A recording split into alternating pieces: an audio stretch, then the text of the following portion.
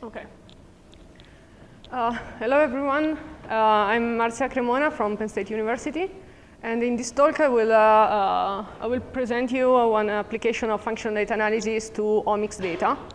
So here I say omics data in general because the methodology that I'm going to present here is quite general. So it can be applied to many different types of omics data. And in particular, in this application, we are going to use sequence data, but also RNA-seq data and ChIP-seq data, for example. So all these techniques generate very different type of omics data, right? But all of them are usually very complex, high-dimensional, and usually they are also very noisy. So the idea here is to use functional data analysis, FDA, considering this data as a curve made of measurement along the genome. And this approach has many advantages. So first of all, it permits to include the ordering of the measurement along the genome. And also, you can use both global and local information, filtering out the noise in a very easy way. So let me start with a very brief introduction about functional data analysis. In univariate statistics, the random variable is just one number, right? Multivariate statistics, we have p numbers. In functional data analysis, the random variable is a function, so a mathematical function. So here the dimension is infinite. And the first problem that we usually have in functional data analysis is that we don't really observe a curve, but we just observe some point with noise. So the first step is usually smoothing to get our functional data out of the measurement, and also to smooth out the noise. Another common problem is the registration, the alignment of the data, because sometimes the curve, the functional data are not aligned. And if you just align them by shift or using, for example, shift and scale, you can make the curve more similar. That's very important in some of the applications. Actually, in the application that I'm going to show you, the alignment is kind of inside the data. So we don't have this problem. We have a natural alignment given by the data themselves. And again, in functional data analysis, we have a generalization of all the other techniques that you have in classical statistics. So we have functional PCA, functional clustering, functional hypothesis testing, regression, and so on. And here I will talk about hypothesis testing and regression. So before I start with my application, I want to introduce you to a couple of examples of how functional data analysis can be used in genomics. So there aren't many examples of this, but this is a very good one. So in this case, so basically the functional data is a response of a linear model. And so this is a measurement in time. And this is a measure of a phenotype. And the regressor, so the X in our linear model, are all the SNPs in the genome. And using this function as a response, they were able to detect the SNPs that influence this outcome. And this is another example. So this is a work that I did when I was in Politecnico di Milano during my PhD.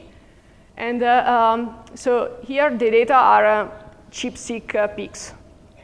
And we took all the peaks of one single ChIP-seq, and we use functional clustering to cluster them based on their shape.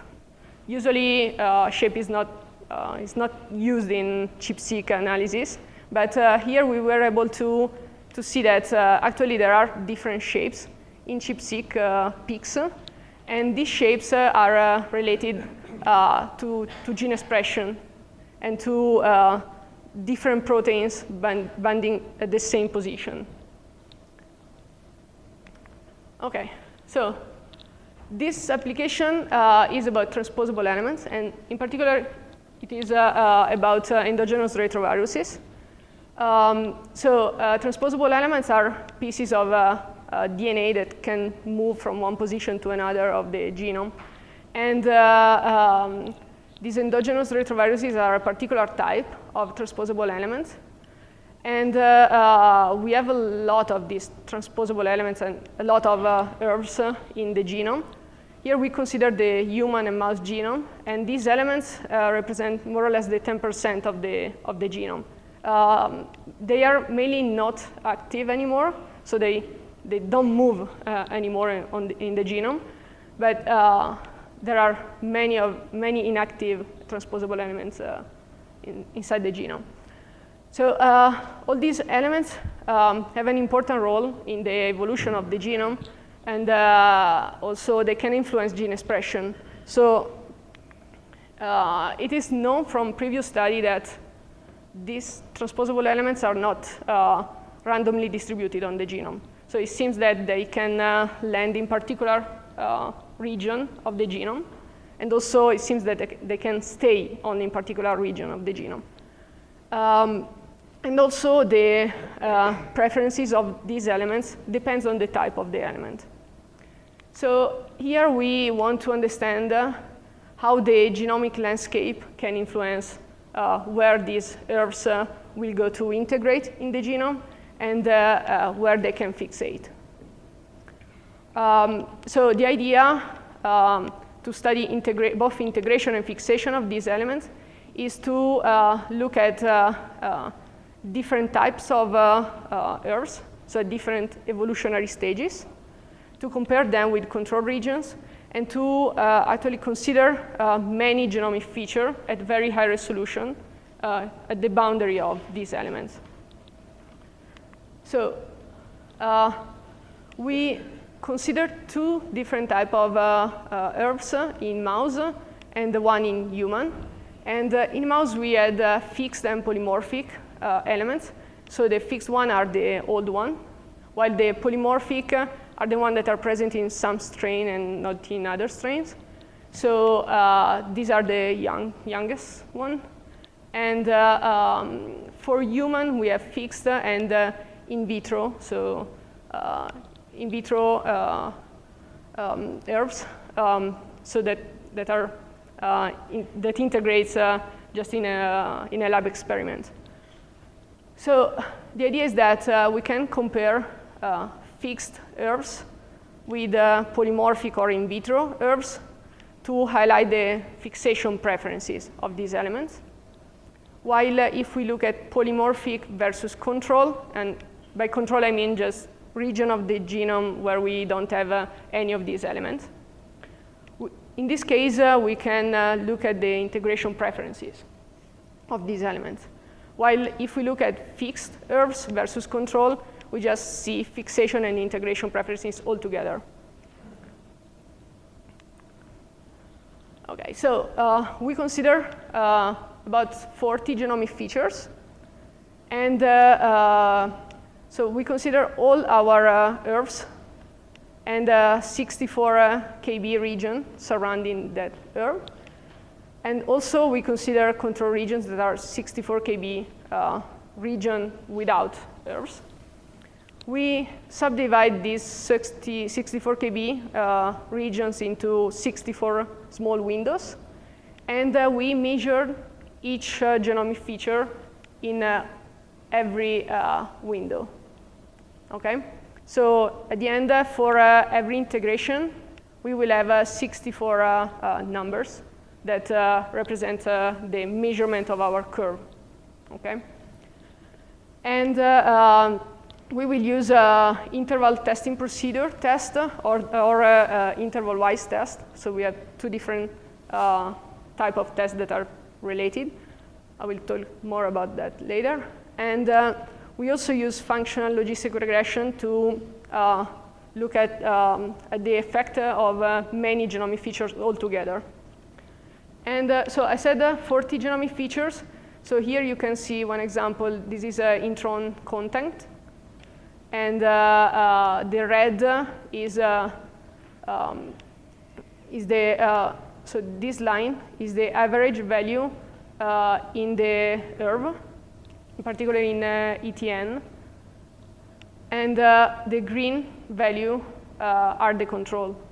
So in this case, you can see that it seems that there is a huge difference everywhere, but the difference is more concentrated here, so near the integration sites.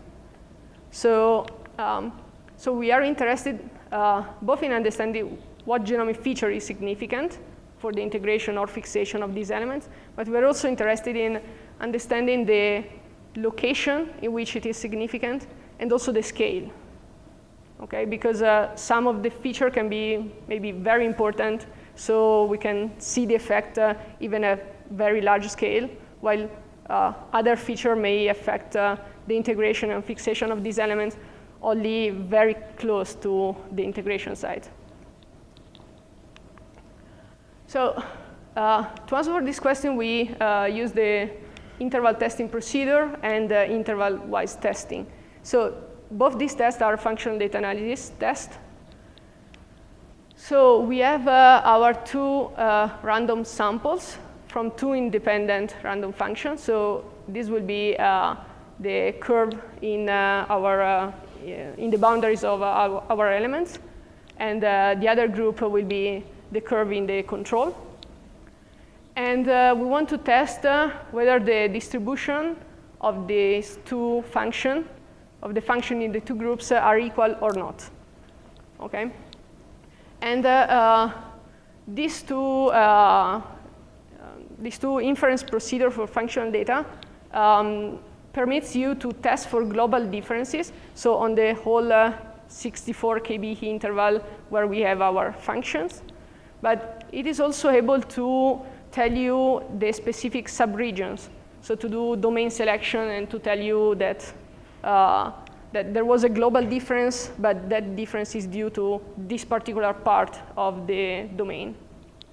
So these two procedures were developed by my collaborators in Politecnico di Milano, Alessia Pini and Simone Vantini. And this is how these two procedures work.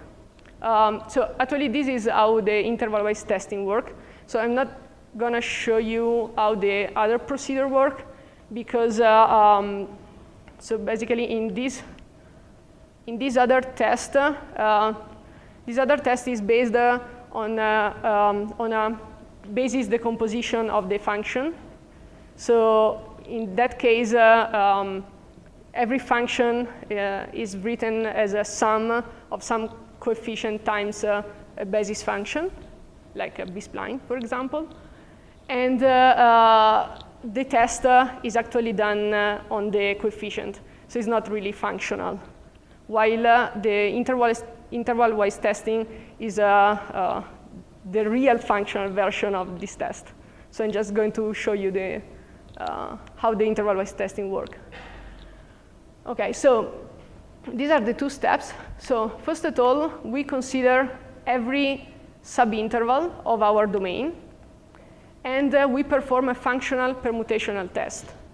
Why permutation test? Just because the distribution of our curve usually are not Gaussian or nothing really fancy. So permutation tests are always right, even if the distribution is not Gaussian or is not that beautiful, let's say. But this will be always right, and it also works if the sample size in the two groups is very different. So Can you explain what are you permuting? Are you changing the interval, or within the interval you're changing the assignment? No, so here I fix an interval, okay? And for every fixed interval, I perform the test. And the permutation test, it means that I compute the test statistics based on my data. And then instead of instead of using a distribution, known distribution for the test statistics, I just permute the labels of the two groups. So I permute, I compute the test statistics. I permute again, I compute the test statistics. I do that many times, and I get the empirical distribution of the test statistics under the null hypothesis. Because, okay, so the null hypothesis is that the distribution in the two groups are equal. So if the distribution are equal, I can change the labels, and nothing will change, right? Is it clear? Okay. Okay, so that's the main idea. And I perform this test for every interval. So at the end, I will obtain a p-value for every interval, sub-interval in my domain. And at this point, I will compute an adjusted p-value in each point of my domain, taking the supremum of all the p-values computed on the interval that contain that point. Okay? So this way, I can control the so-called interval-wise error rate.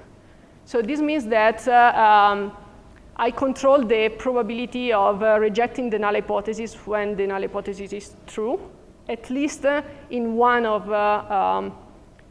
these sub-intervals. Okay? So if you think about Bonferroni correction, so in that case, you control the error rate over all possible sets of points that you are considering. Here we are not considering all possible sets, but only set of contiguous points. Okay, so we are correcting less than Bonferroni, but we are not just doing a global test. Okay.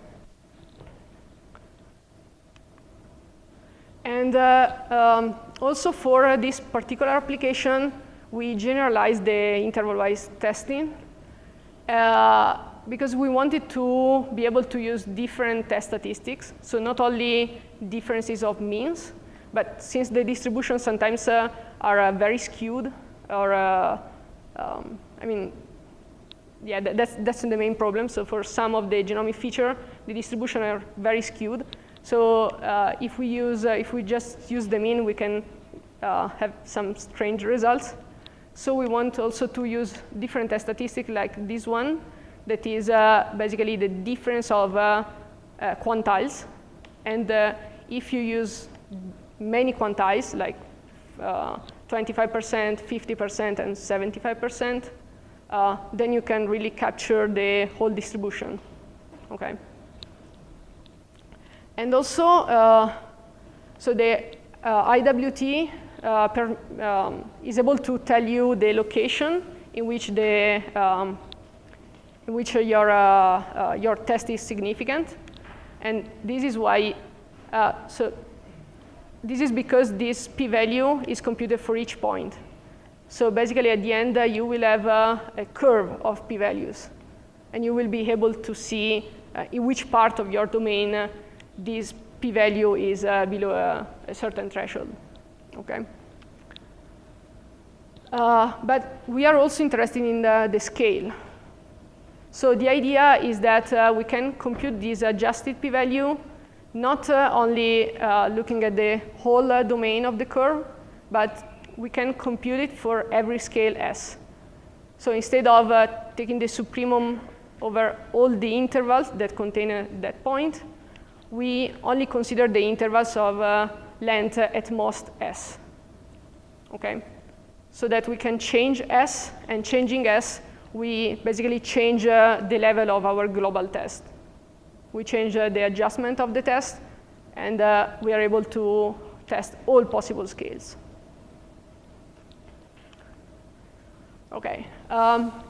So this version of the IWT that is specifically designed for omics data is published in IUtomics bioconductor package, and it will be soon also available in the in the main instance of Galaxy, so use galaxy.org. Now, if you want to use it, it's just on the tool sheet of Galaxy. And these are two examples of how the results can look like. So I'm going to try to explain you this plot. So on the x-axis, we have our 64 KB, so our region. In the center, here we have the element. And here the color indicates the p-value of the test. So blue is low p-value. And on the y-axis, we have all the different scales. So starting from 1 KB to 64 KB. Okay? So basically here, you have the p-value without any correction, while here you have the p-value on the global test on the whole domain. And in between, you have all the other scales. Here you can see the corrected p-value, so the p-value curve for a selected threshold on the scale. And here you see the mean of the curves in the two groups, and also the quantize. Here you cannot see the quantize because they are all zeros, while here you can see it. So it is this shadowed part. And so basically, we can have two different situations. So this that we call localized differential landscape, where we see a difference only in a particular position of the domain, so in this case, only close to the insertion site. And also, the effect is stronger if we just look at low scale. So in this case, we will keep this function, this feature as functional in the next analysis. While in other case, we just have this blue plot. This means that this feature, that is a mononucleotide content, by the way, is important everywhere and at every scale. So in this case, let's say it doesn't matter if we just consider one number for the whole 64 KB region, or we consider 64 numbers. So we just reduce this feature to scalar feature in the next analysis. Okay, and this is a summary plot of the results for one particular comparison, so ATN fixed versus control. And each row is one feature. These are all the features that were significant in this comparison. And some features are overexpressed in the proximity of elements, like mononucleotide, binucleotide, and so on. Some other features are underexpressed. And there are also some features that are important only close to the insertion site. And interesting, some histone modification resulted to be important only far away from the insertion site. So this was not expected at all, and kind of interesting. So, so here, basically, we consider each feature separately. And next step is to put all the features together to see how they provide information for the integration or fixation of the elements. So the next step is to use multiple functional logistic regression. So here the response will be just the 1 or 0, so the two groups. And here we have in this part, we have the feature that we decided to consider as scalar. So this will be just one number. And we also have this part that is about the functional features. Okay? So it's kind of the same. It's just a generalization of this. And where your beta is not a number, but it is a function itself. Do you regularize it to be small, this function? Not in this application, actually. So you don't limit it at all, it can have infinite variation, this function? In theory, yes. In practice, it doesn't. Why wouldn't it if you don't limit Huh? Okay, we'll see that. No, I mean, it's just that, so in principle, you can smooth your data. In this case, since for some of the feature, the signal was really concentrated near the integration sites, so we didn't want to smooth too much. So we used B-spline, but we didn't really smooth. Yeah.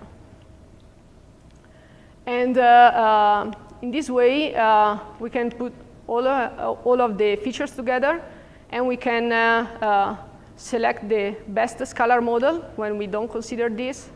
And then we can select the functional predictors to be included in the model. And at the end, we can measure the importance of each predictor, looking at the percentage of deviance that they explain. And yeah, so by doing this, we were able to prove the existence of genomic features that are important, that are associated with the integration and fixation of these elements. And we were able to see that some features like microsatellites, replication timing, show differences everywhere, at least in our 64 KB region. Of course, if you enlarge it, at some point, it should become not interesting, not significant anymore. While others, like exons or some histomodification, had only local differences close to the integration site. And also, we were able to separate the integration and fixation preferences of these elements by looking at the different comparison of the of ERVs at different evolutionary stages. And so this is the final model of integration on top and fixation of ERVs. So you can see that ERVs integrates where there are a lot of microsatellites, where we have a recombination hotspot, and where we have a L1 target and line, while they kind of not integrate, for example, where there are some G quadruplex, probably because the region is more difficult to be assessed. And for fixation, you can see that the ERVs can fixate when the chromatin is repressed. And they cannot fixate where we have genes or conserved elements in the genome. And this makes sense because it means that so ERVs can integrate also in genes, but in that case, the integration can be deleterious. So after a while, this integration is just washed away from the population, and you can find it anymore in the fixed elements. Okay. So current work. So as I told you, this test and so this approach is quite general, and now we are applying it. Let's say the same pipeline to L1 transposition instead of ERVs. So this is kind of a similar study.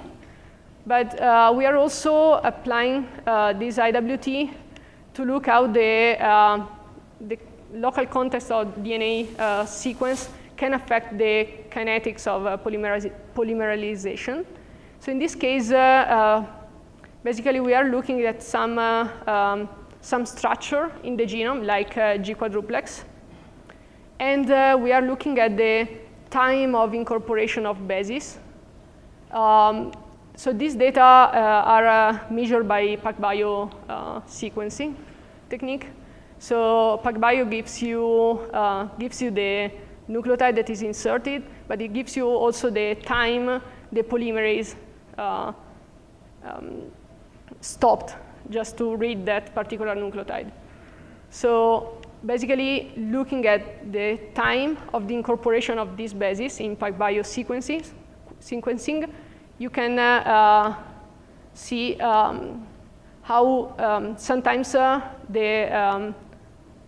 the polymerase had to stop. So in this case, the red is the element, in this case G quadruplex, and the blue is just control. And you can see that here, where the G quadruplex is, so in the center of the region, the polymerase stop. So so it's probably because the polymerase has to resolve this complex three-dimensional structure before it can go on and read the other nucleotides. And yeah, and before I finish with my talk, I just want to show you very briefly another current work, another project that I'm working on. So this is again in functional data analysis, but it is completely different approach. So here we are interested in curves, again, along the genome, but curves that can have also different length. So not in this case. So these are just fake data, just to present the idea. But so in general, the idea is that so let's say the motivational work is the study of neutral mutation rates. So the rate of mutation is different in the genome, and there are some part of the genome that are hot regions. So in this case, we have a very high level of integration and insertion and deletion and also substitution of nucleotides. So these hot regions are quite big. So we want to look at the rates of mutation at high resolution and see if we can find some functional motif. By functional motif, I mean a piece of curve that is repeated in many of these regions. And we want to do that because we want to understand if these hot regions are hot just because this mutation rate is high everywhere, or just because it is very high in some particular position of these regions. So the biological mechanism can be very different between these two possibilities.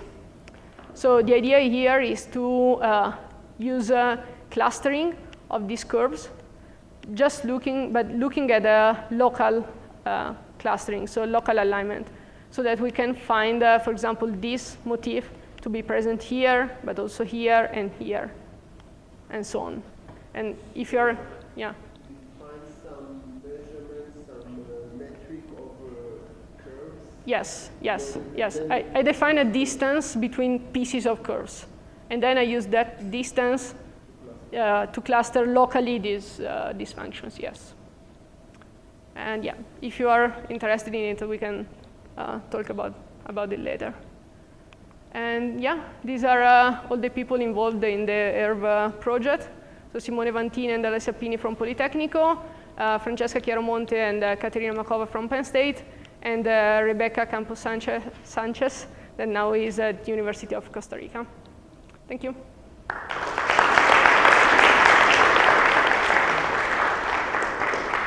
Yeah. So the last example that you showed, is there this one? Yeah. Is there an assumption of stationarity? No, we don't have any assumption on the curves. The only thing that is required is that they are a bit smooth. But that's the only thing. So they must be smooth, and they must be in L2, and that's all. Yeah. Did you use some conventional measure of similarity or metric between curves, and how did you define the boundaries of the curves? Is it some? Okay, so the first question, yes. So we tried different type of distances. So one is just the L2 distance between pieces of curves. So it's just the Euclidean distance for curves, basically. And we are also using the derivative of the curves. just to incorporate the shape, the real shape of the curve. So in that case, it's like a Sobolev distance, where we have a piece that is given by the Euclidean distance between the curve themselves, and a piece that is a Euclidean distance between the derivatives. And the second thing, so this boundary, so of the big regions in which we look at the curves, in this particular application, these boundaries are given by another work in which they segmented the genome based on the, they segmented the genome based on 1 megabasis windows in the genome. So these hot regions are I think 40, I don't remember the number of regions, and they are usually not very long, so 1, 2, or 3 megabases.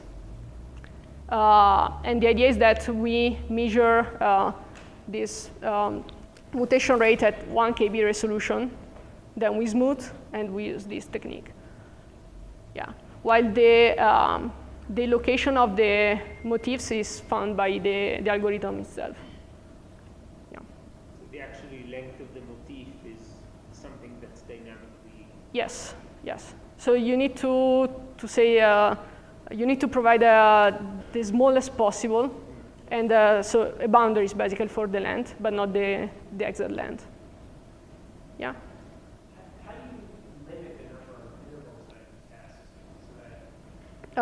You mean here? Here? Yeah. So in theory, you have to test all of them, but in practice, here the smallest measurement is 1 kb. So in practice, you test all the intervals that are that have length 1 kb, all the intervals that have length 2, 3, 4, and so on until 64. Yeah. Yeah. Yeah. Probably be more than that, but yes. Yeah. So in general, when you're dealing with these functional data analyses, like it's when you're having like parametric models, like it is easy to do kind of goodness of fit and model adequacy. How do you do that when you have these functional? So there are many parametric models in functional data analysis, but all of them are doesn't work very well. So usually you just go semi-parametric or non-parametric, like in this case. Yeah.